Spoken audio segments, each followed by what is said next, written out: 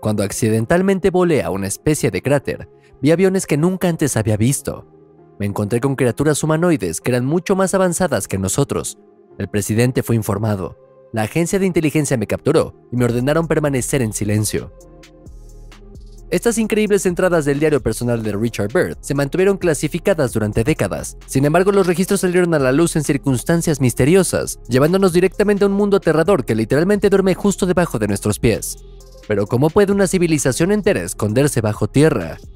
¿Podemos confiar en las palabras del renombrado contraalmirante? Y lo más importante, ¿quién o qué acecha en las sombras? Mundos ocultos.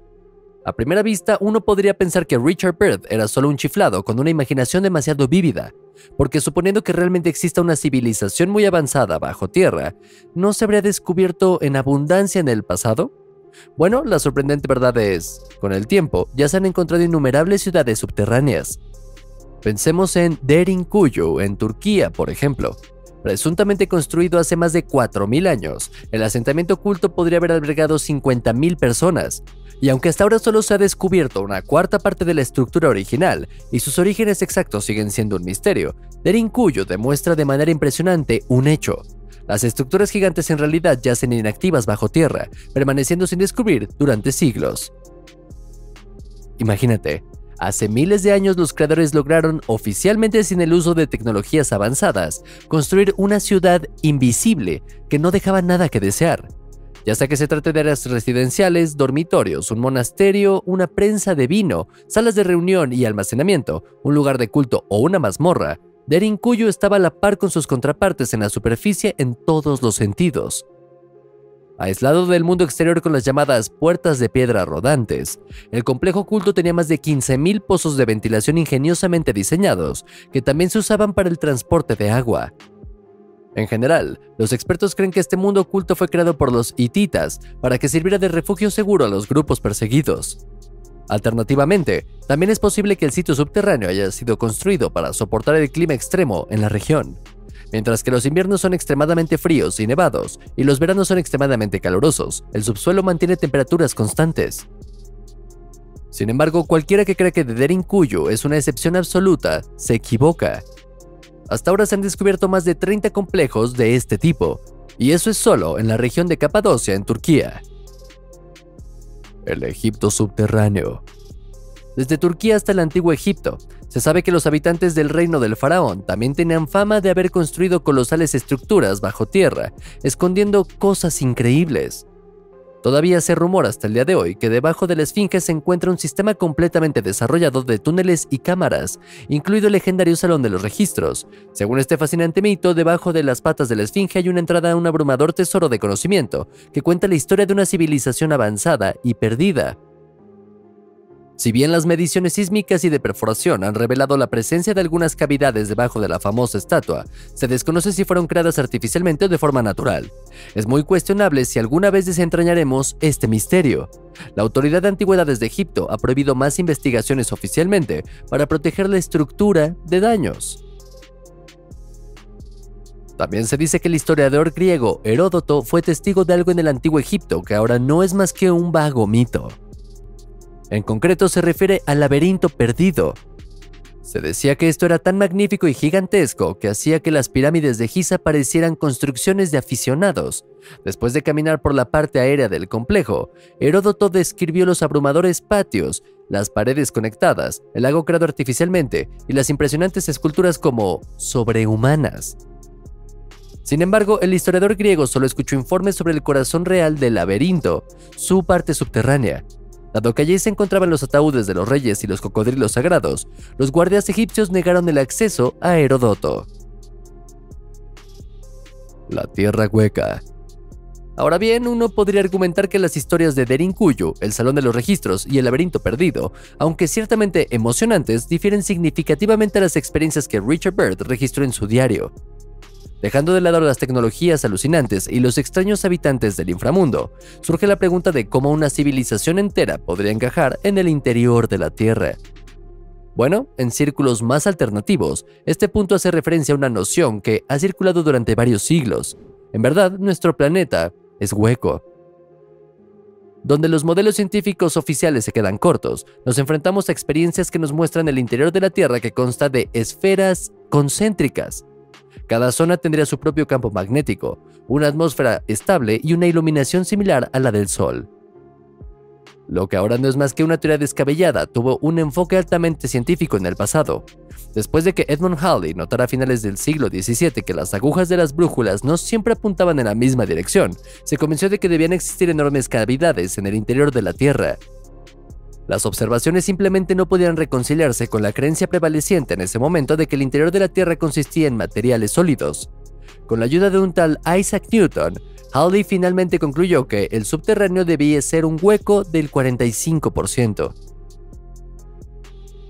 Después de que esta idea fue repetidamente revisada y discutida con seriedad en las décadas siguientes, alcanzó su punto máximo a principios del siglo XIX.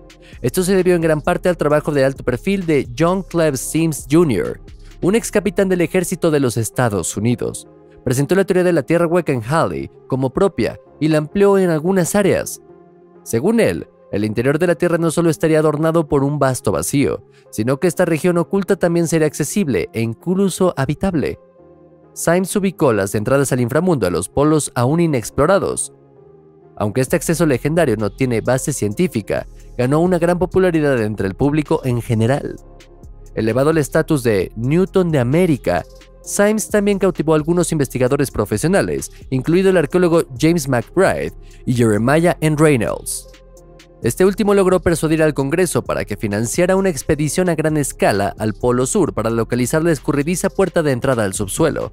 Después de que comenzara la misión correspondiente en 1838, en los siguientes 4 años se recolectaron 50,000 muestras, pero surgió una realidad aleccionadora.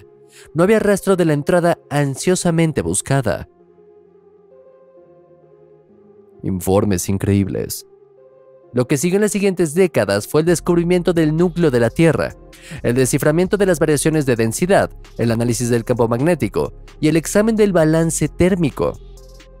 Tras estos hallazgos acumulados, la teoría de una Tierra hueca quedó obsoleta. Y no estamos diciendo que los modelos de los investigadores estén equivocados, solo estamos diciendo que la perforación más profunda de la historia de unos 12 kilómetros apenas araña la superficie. En 1908, el escritor estadounidense Willis George Emerson llamó la atención cuando escribió algo verdaderamente increíble en su libro El Dios Ahumado. Supuestamente basada en un incidente real, la historia cuenta cómo el noruego Olaf Jansen navegó hacia un grotesco sistema de cuevas cerca del Polo Norte en 1829. Completamente abrumado, el marino descubrió que este pasaje irreal conducía directamente al interior de la Tierra. Pero eso no es todo. Jansen supuestamente pasó varios años en compañía de los extraños habitantes del inframundo. Describió a sus anfitriones como seres humanoides de más de 3 metros de altura. Las ciudades subterráneas de esta civilización, a su vez, estaban iluminadas por su propio pequeño sol. ¿Pero realmente estamos tratando con un relato auténtico de primera mano aquí o es solo un excelente ejemplo de cuentos de marineros dudosos? El diario prohibido. Una nota rápida de antemano. Oficialmente el diario citado con frecuencia por los círculos alternativos no existe. Por lo tanto, dicho documento no se menciona en las biografías de Richard Byrd. Sin embargo, si esto también significa que los registros nunca existieron, realmente es un asunto completamente diferente. Después de que el contraalmirante de la Marina de los Estados Unidos ya había realizado varias expediciones a la Antártida, ocurrió un incidente en 1947 que cambiaría para vida la vida de Byrd.